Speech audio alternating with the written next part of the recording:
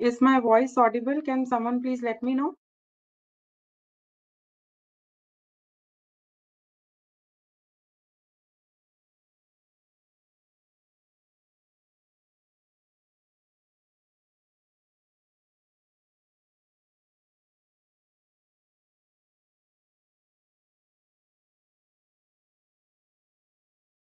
Okay, so I hope I am audible and visible to all of you. Okay, good. Thank you so much. So let us get started. First of all, a very good morning to all of you and a warm welcome to yet another interactive webinar because you can post your queries if you have any on the live chat. And today I thought we will cover on the syllabus part of patent agent examination because a lot of aspirants who are generally new to the field of intellectual property and more so in patents, but they have come to know about this examination which is organized by Government of India once a year. The one of the frequently asked question is, what is the syllabus? Is this the Patent Act only? Or and the corresponding rules, and if there is anything else that one has to cover or read about, and if it is, then what it is all about that, and if there is something that needs to be definitely covered, what those things would be. So I'm going to address to all of your queries in this 30-minute webinar. And if you want to re-go through this video, since this will be uploaded on the YouTube channel anyway, you can watch it later on also and pause the video wherever you want to note down something. So let's get started without wasting any time. So when it comes to the syllabus part of it, since the name itself is Patent Agent Examination, so the key act that one has to study is the Patents Act 1970. There have been number of revisions to this act that have taken place so far in different years, and you need to make sure that you pick up the latest act copy whenever you order it online, and you need to study the corresponding rules along with it. So this is very well known to all of us, right? Patents Act itself is very comprehensive, but it is not the act only that one has to go through, because when you look at the paper patent, which we have covered in the past webinars as well, I have tried to explain what is a paper patent looks like. It is highly intellectual, and there are a lot of situation-based questions which are asked. And if that is so, you have to be very careful about the understanding of the act per se. Because if you just look at the act, it might seem very boring because the language is all law language, okay? And the exam is being taken by those people who have got science, technology, or engineering background. And therefore, sometimes it might become very boring to all of you. And therefore, you must always couple your study with a lot of other things, which means you must combine your studies with the Manual of Patent Practice and Procedures. And this is the manual which is available on the Patent Office's website, which we will just give a very quick glance as to how it looks like. You must also go through all the past year question papers. And there are very many now because there has been a lot of question papers that are available since 2002. And we'll see which all question papers you should ideally go through. You must go through a lot of articles. And then I'll give you some sink into what sort of articles you must review and where all should you be careful about. You must also be very careful and much in know-how of what are the important case laws. There are some very old case laws which are presidential. Even as we speak, you must go through those, and some of the very recent ones that have come out, which you must read. There are certain important concepts, around 20-25 concepts that you must be fully well aware of. Now, some of the concepts are explicitly written by the name itself in the Patent Act, but a lot of concepts are not given a particular name in the Act. So you may not come to know about those concepts when you are going through the Act per se. But after you have gone through this video today, and now when you start to read the Patents Act, you'll be able to make a correlation as to which particular section is actually referring to a particular concept. So this is overall syllabus that you all must be aware of and you must go through. So as we go ahead, when it comes to only the Patent Act and the corresponding rules, There are around 163 sections, out of which 2 have been omitted. Okay, so around 161 sections overall. So it's a big act. 139 rules. There are 30 forms, 1 to 30, which are all listed in Schedule 2 of the Patent Act, and also the corresponding fees, the official fees as to when you file a patent application, when it has certain number of pages, it has certain number of claims, and then what is the other official fee, the maintenance fee, whatever is the fee that is related to every action that you need to do with your patent application is all listed in the Schedule 1 of the Patents Act 1970. Now, there are two schedules that I'm mentioning right now, but there are total of 5 schedules, which are very important, especially Schedule 5 is all related to PCT and international patent application. But if in case you don't have a lot of time left, at least this is the bare minimum that you must go through. Schedule 1 and Schedule 2 and the list of sections and the rules. So, well, it looks like very overwhelming itself. When you pick up the Bare Act, it's quite comprehensive as we can see. But you must not worry at all, because it's not exactly every section that must go as and become part of your blood, right? For you to crack the examination, there are certain very important sections out of this whole list of sections that are mentioned over here that you must at least bare minimum be aware of. Now, what are those that we will discuss now? So, before you start with those particular sections which are going to be most key and most important, first of all, just give a very quick reading of the entire act. So suppose the book you have in your hand and now you want to study it. Right from the beginning, just start reviewing it. There you'll see the definitions, you'll see different sections then coming up and corresponding rules. Just give it a very quick read. You don't have to start comprehending right at the very beginning. All you have to do is just read through the act. At least you must skim through it in the first 2 readings. That will give you a at least hands-on onto what is the kind of act that you are going to deal with when you are sitting for the patent agent examination. And then when you do the third reading, that is where your comprehensive understanding should begin to happen now. So you must now start analyzing the act. You must start analyzing what it is actually saying you. You must start connecting the section and the corresponding rules, and then start reading about the list of articles that I'm going to talk to you about. So the third reading is when you start actually deep diving into your act. Now, what about this whole of 163 sections and 139 rules? Do we have to go through all of them? Well, if there is a limited time that you have, what you must do is after you've done 2 readings of your act, a quick reading of your act, at least go through 30 forms which are listed in Schedule 2. And in each form, right at the top, there are sections and rule numbers written for that particular form. At least those sections and rules you must learn by heart. Okay, so even if someone wakes you in the sleep in the midnight, you must be and asks you what this section talks about for a particular form, you should be able to even say that in your sleep. So that should be a very strong understanding and strong grip over at least these list of 30 forms in Schedule 2 and the corresponding sections. And if I just click on this PDF which talks about the schedule. I hope you are able to see it now. So it gives you list of forms. So all the forms are listed to the left hand side, form 1, 2, 3, 4, and so on. Then the corresponding sections and rule are written in the middle column.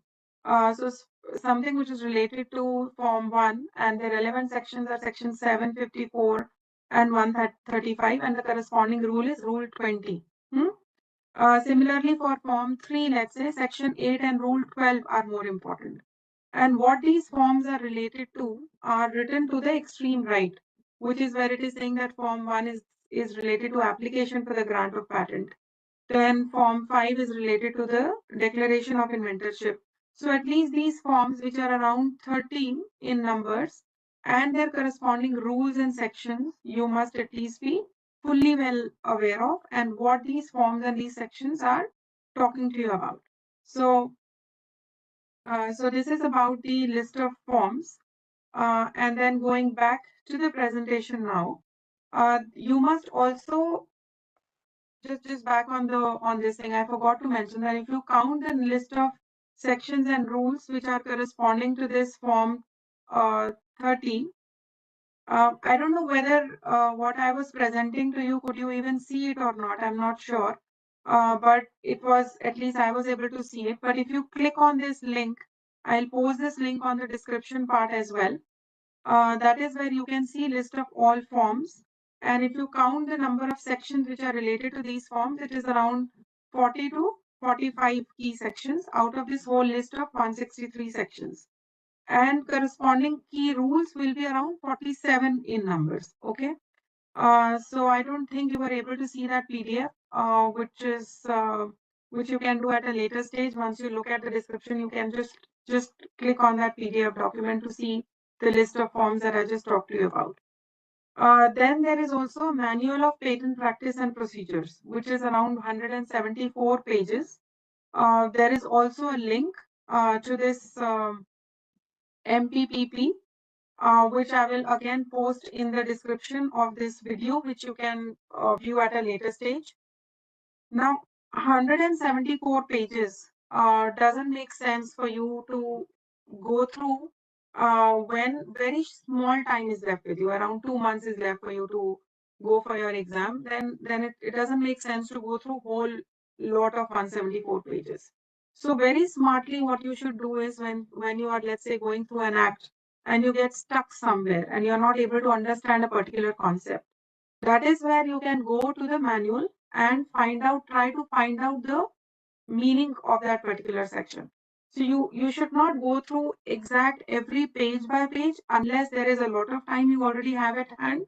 Then it makes sense for sure. But otherwise, you just utilize manual for you to understand certain difficult sections which are given in the Patent Act. Okay. This is also available on Indian government's website, which, like I said, I'll post the link at a later stage. As a part of your syllabus, you must also go through past year question papers. Now, these are available since 2002. All objective types questions, answers, and the descriptive type, you must at least once go through those. Because this will give you a hands-on experience, at least some kind of an experience or some kind of a flavor of what may potentially come in the exam. You will not find similar set of questions that may reappear. That is hardly a case. It is not very common that the questions from the previous year may get repeated.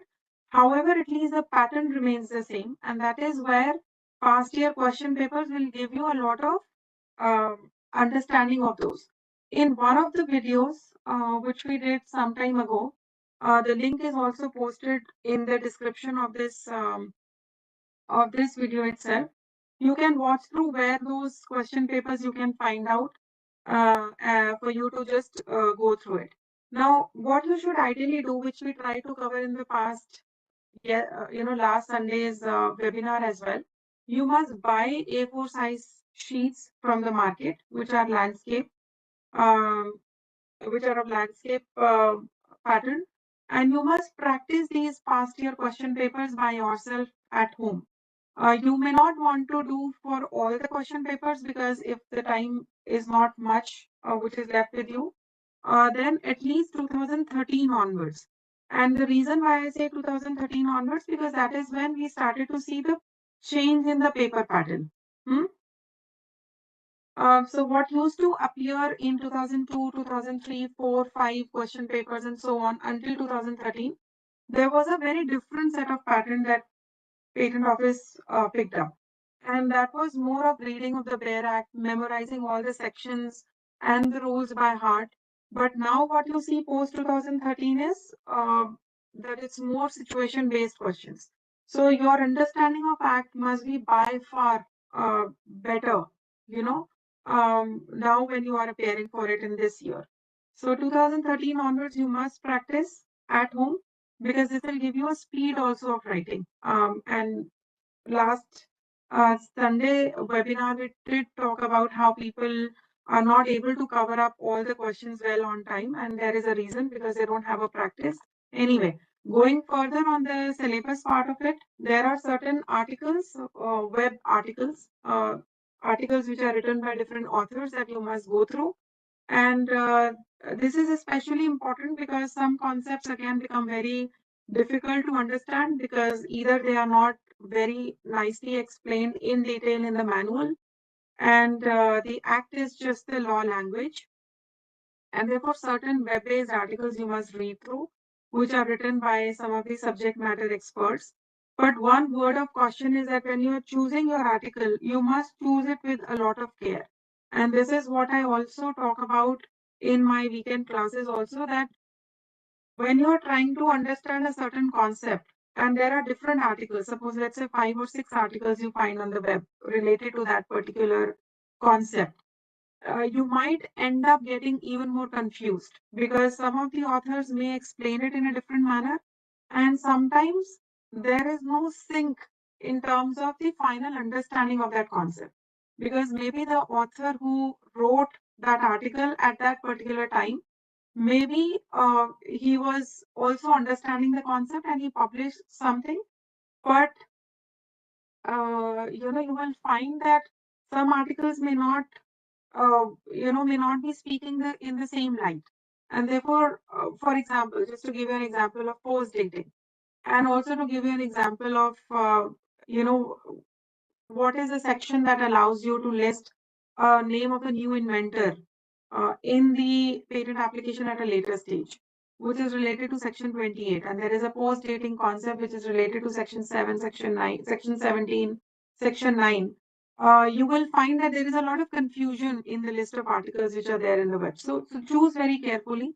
We cherry pick these articles in our classes that we do over weekends, and students, those who are viewing this webinar, already know about it. So just that word of caution, but yes, you must not shy away from going through the internet and then downloading some of the articles, going through it. Just that be careful as to what you're reading. Are there different articles? If you think that different people are saying completely different, then stop reading those. And then try to make sense of it through your manual, through ACT. And if in case you're attending some lectures, then anyway, that is not going to be an issue for you. Um, there are some list of very important case laws. Some case laws which are old from the old lot, and some case laws which are very fresh, very recent, which have appeared in 2020, 21, 2022, 2023. Those are the ones that you must at least be aware of. Now, these list of cases that I'm going to showcase in this slide and the next slide is not an exhaustive list. Okay, I have cherry picked these for you basis the fact that at least these should be the bare minimum list of case laws that you must at least go through for sure. Okay, so there would be a lot of others as well. If you have good ample time, go for it. But if not much time is there, then just confine yourself to the list of the case laws which are listed here. For example, Bayer versus Union of India, which is 2014 case law. It is related to compulsory license. Since India thus far has issued only one compulsory license, it is important that you go through this case law. There is another between Bayer Corporation and Union of India, which appeared in 2019, which is related to Bolar exemption. And this is related to 107, section 107 of the Patent Act, A and B. So you can look at this case law. Another is Novartis case law or Novartis judgment, that is famous. It is famously known as, which came up in 2013. This is related to Section 3D of the Patents Act. It is more related to pharma and healthcare. Now, if you are from an engineering background or from mechanical background, by no mean it doesn't mean that you don't have to go through.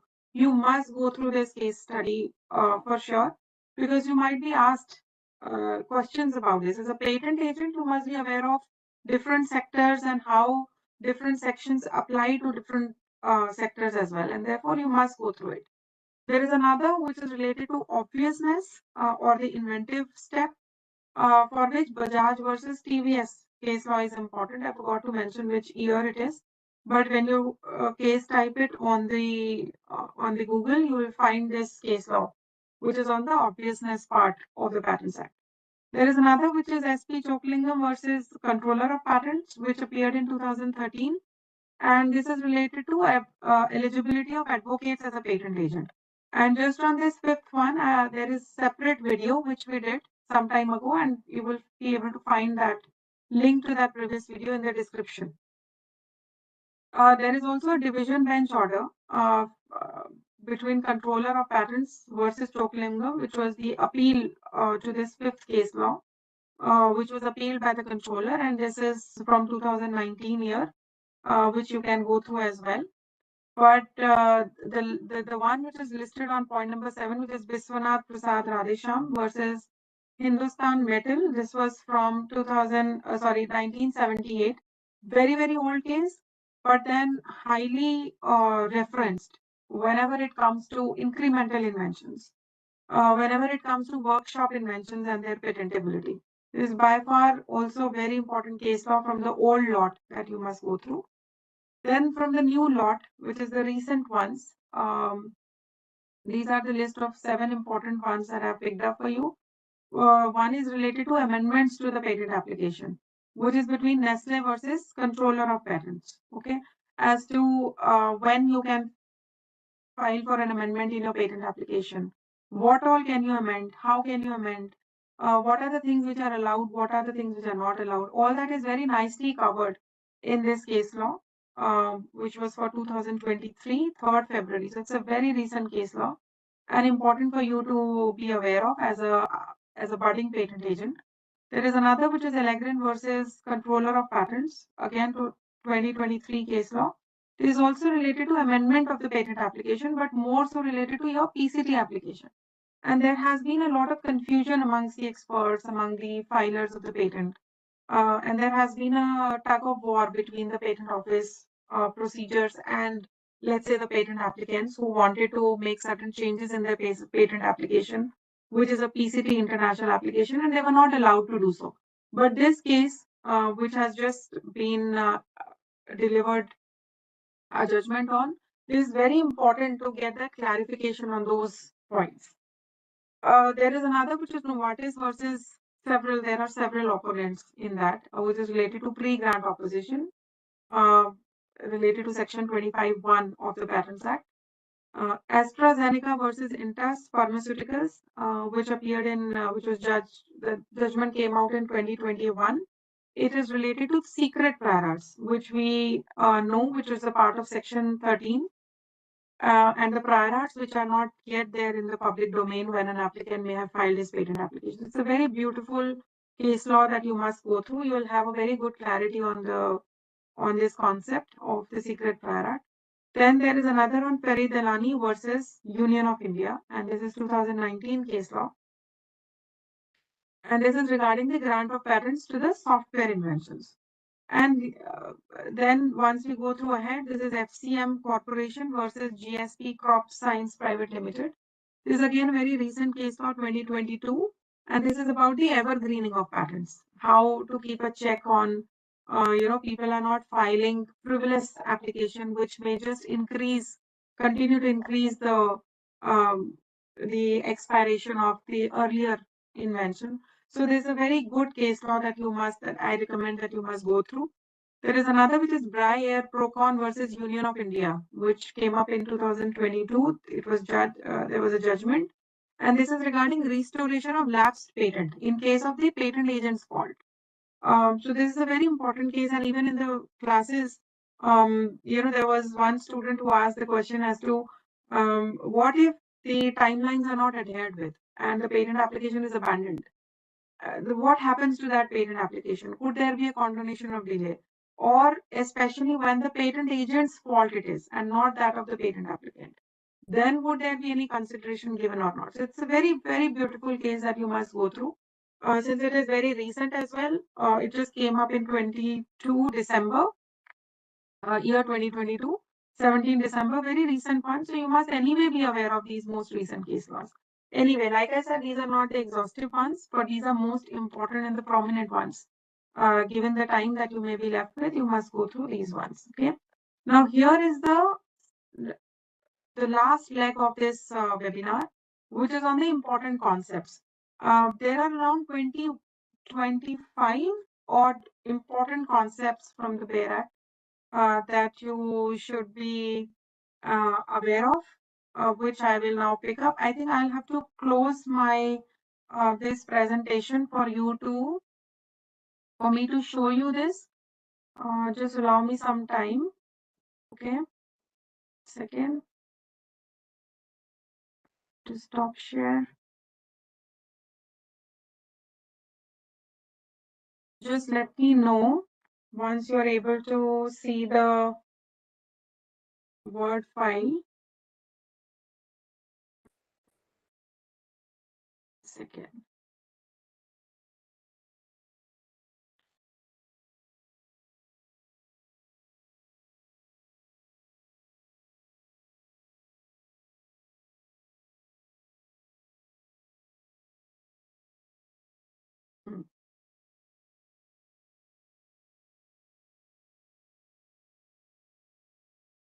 Just let me know if you're able to see it now.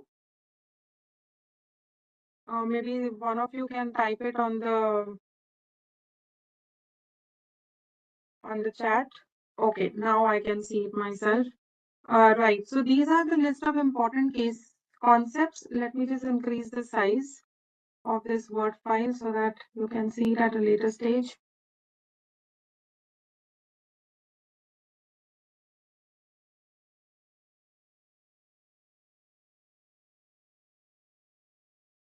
I hope you can see it now.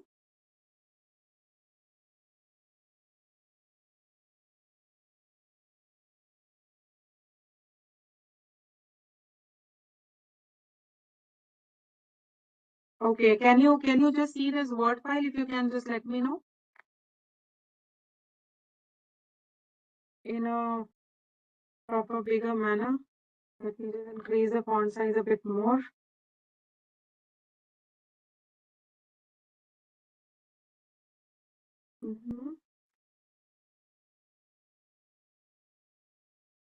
Okay, let's go through this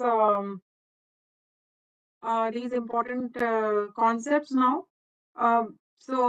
One is on the post dating, which is and the relevant section is section 917 and 136.4, which you must be aware of. And this is regarding changing the priority date to a later date, and the effect of which is the extended expiry and the additional time which is gained to complete the post-filing formalities. So post-dating is one very important concept, and these are the sections which are related to it. Then there is another which is on antedating. Antedating is the concept which is related to the filing date of the later filed patent application. And as far as this concept is concerned, the date of filing of the later filed application is rather the date of earlier filed patent application. And this is known largely for the divisional patent application and also for patent of addition. And the relevant sections are section 16, 64, 16 and section 64. So of course, I'm not explaining these concepts right now here to all of you. My main aim was to just let you know that these are the important concepts about which you must learn. Then there is a concept of anticipation, which is covered in your section 13, 18, and section 29 to 32 of the Patents Act. And this is regarding identification of the prior arts by examiner who is checking your patent application and proceeding it towards the grant or disposal, whatever the finality may be. But there is an anticipation check that he does under section 13 and 18.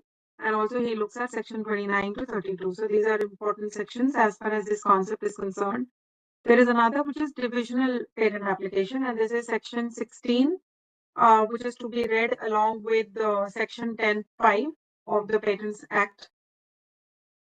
And this is about the patent application, which is to be divided into different parts, either on its own, suo motu, at the wish of the applicant, or when there is a question raised or the objection raised by the examiner. There is also a patent of addition, for which section 64 and section 65 are important. There are corresponding rules as well, but I've just listed down the most important ones that you must anyway go through. This is regarding patent application for that covers the incremental inventions.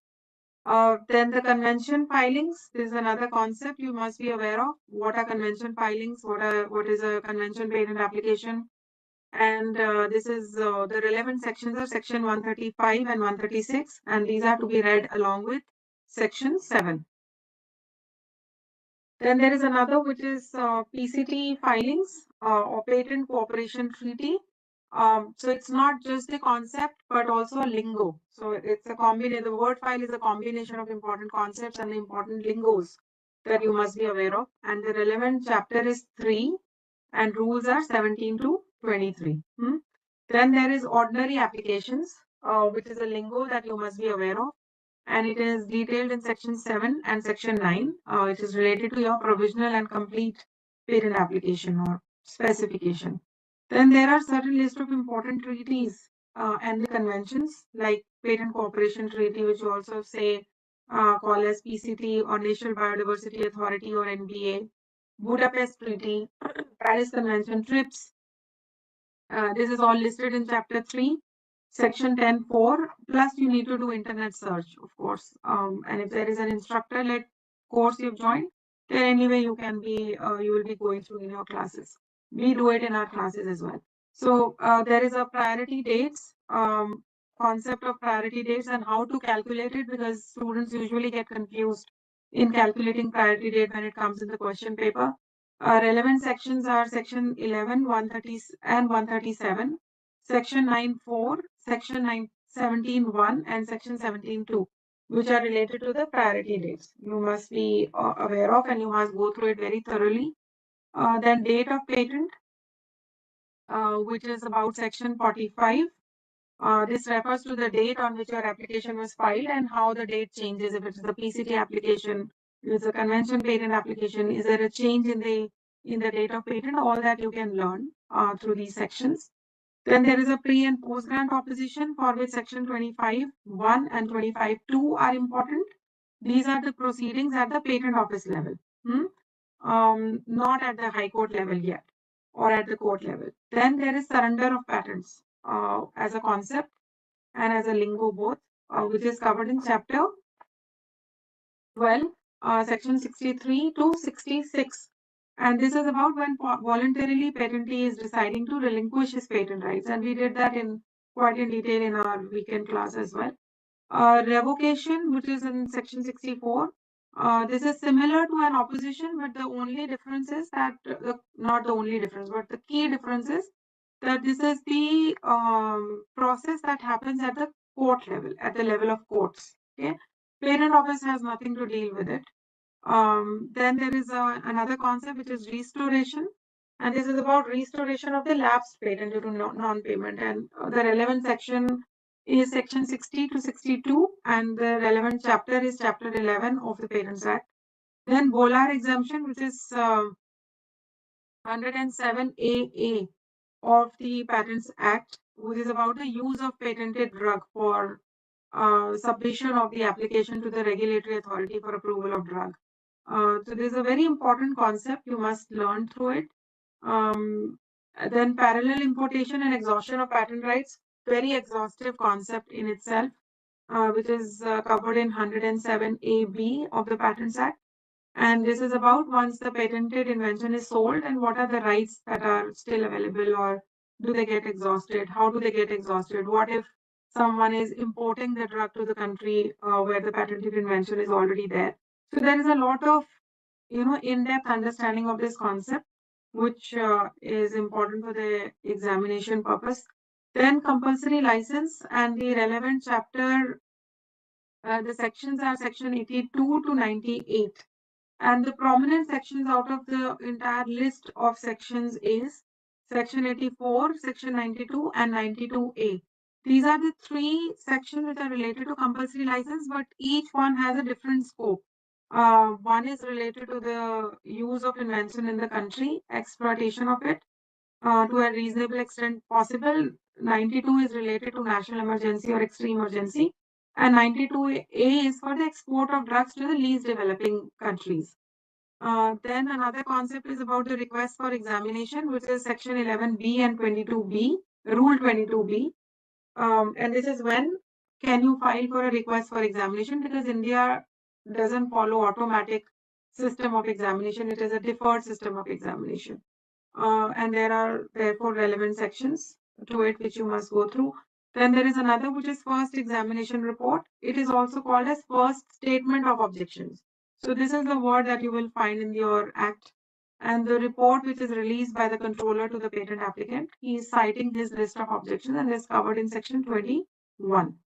Then there is another which is 3 more, which is related to International Searching Authority and its search report, which is International Search Report, International Preliminary Examination Authority, and its relevant report, which is released, which is also called as IPER, International Preliminary Examination Report. And the relevant rules which are important for these are rules 19A to 19K plus WIPO resources that you must go through. And India is now also an international searching authority that people can pick and choose. So I think these were the list of important concepts. This is again not exhaustive, I would say, but most important ones. These are the bare minimum again that you must go through. So I think with this we have completed to what I wanted to say. And I wish you all the very best for the examination. And if in case you have any issues, you can post it on the online on the chat also. I can wait for a couple of minutes. Otherwise, there is, let me just show you where you can send your queries if you have. Presentation is still available. Just give me a minute.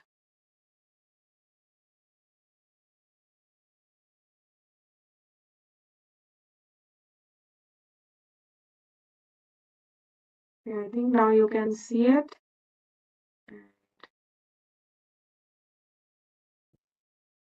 So this is a presentation that we were going through. And if you have any doubts, you can send your queries to this email ID, and there is a phone number as well. And I think it is always good to subscribe to the channel, and so that you get to know what is it that we are going to cover in the next weekend. You can join a Telegram group. Everything is mentioned in the description. And with this, I think I wish you all the very best. I think I forgot to put it on the slideshow.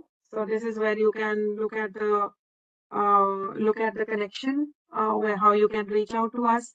So with this, all the very best, and we can now close the session and look forward to seeing you all next week.